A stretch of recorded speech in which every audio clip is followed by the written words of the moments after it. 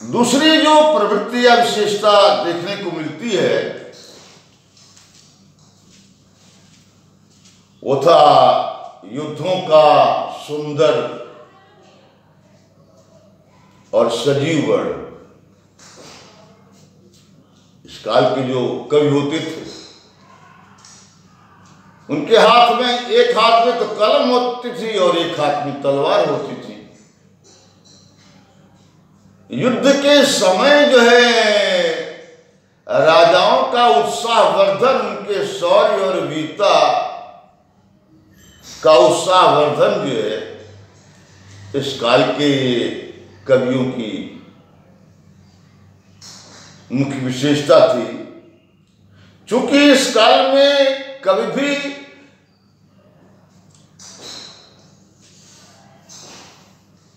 युद्ध में साथ रहता था, इसलिए जो है युद्धों का सजीव वर्णन जो है इस काल के साहित्य में देखने को मिलता है।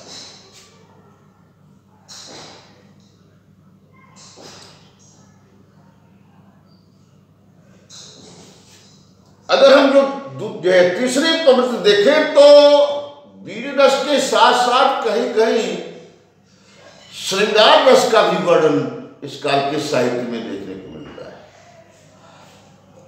क्योंकि हमेशा युद्ध ही नहीं होता था। जब राजा विश्राम अवस्था में होता था और दरबार में जो है बैठता था तो नायक नायिकाओं के सौंदर्य का वर्णन करके भी इस काल के जो कवि थे वो राजाओं को उनकी ओर आकर्षित करते थे। और इसीलिए श्रृंगार के रूप में भी इस काल का साहित्य में कभी कहीं थोड़ा बहुत देखने को मिलता है।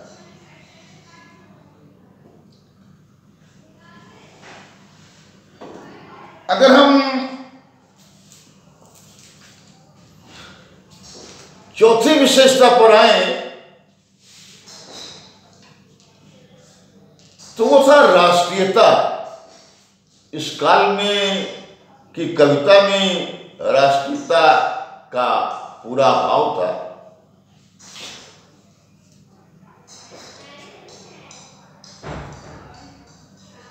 जो जिस के दरबार में होता था वो उसी के शौर्य और वीरता का वर्णन करता था।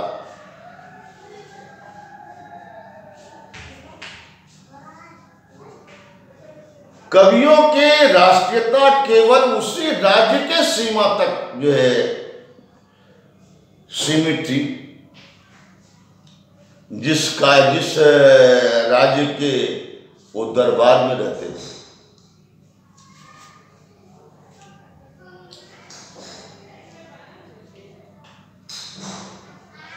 एक राजा और प्रजा ये किसी भी राज्य के दो अंग होते हैं।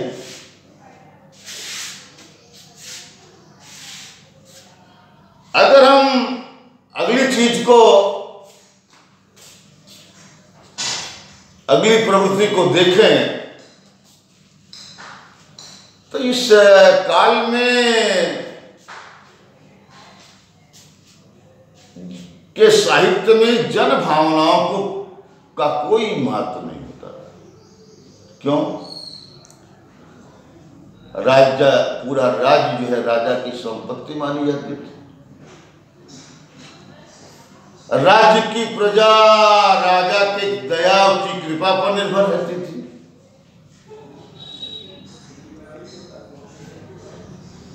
इसलिए इस काल के साहित्य में जनता के सुख दुख की कहीं कोई बात नहीं की गई। क्योंकि जो भी बात की गई जनता जो है वो राजा के हित की बात की गई, राजा के शौर्य और वीरता के बात की गई। कहीं भी जनता के सुख दुख की, उसके आमोद प्रमोद की, उसकी दशा का कोई भी उल्लेख नहीं मिलता है।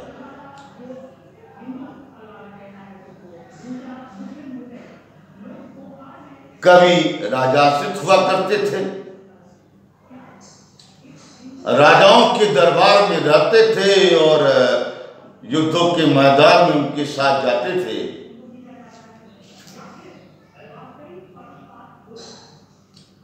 एक छोटी सी घटना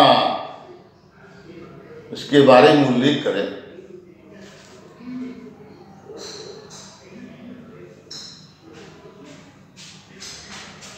हालांकि इस काल के साहित्य में ऐतिहासिकता का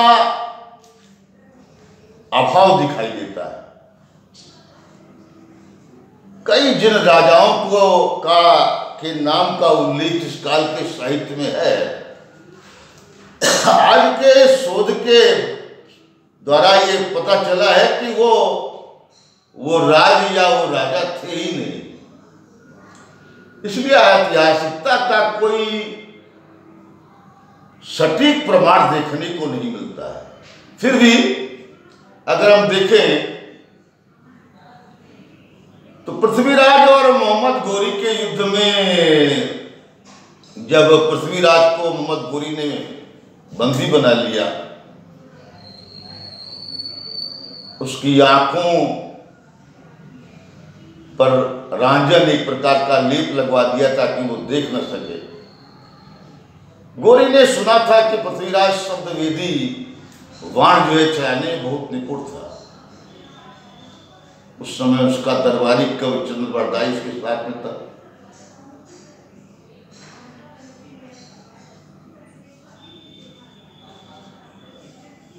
राजा एक ऊंचे आसन पर बैठा हुआ था। चंद्रबरदाई की तरफ जो है पृथ्वीराज ने इशारा किया। उसने बताया 4 बांस 24 गज अंगुल यष्ट प्रमाण। 4 बांस 24 गज अंगुल यष्ट प्रमाण, ता ऊपर सुल्तान है अब न चूक चौहान। कहते हैं अपने शब्द वेदी बाण के द्वारा वही से पृथ्वीराज ने मोहम्मद गोरी की हत्या कर दी।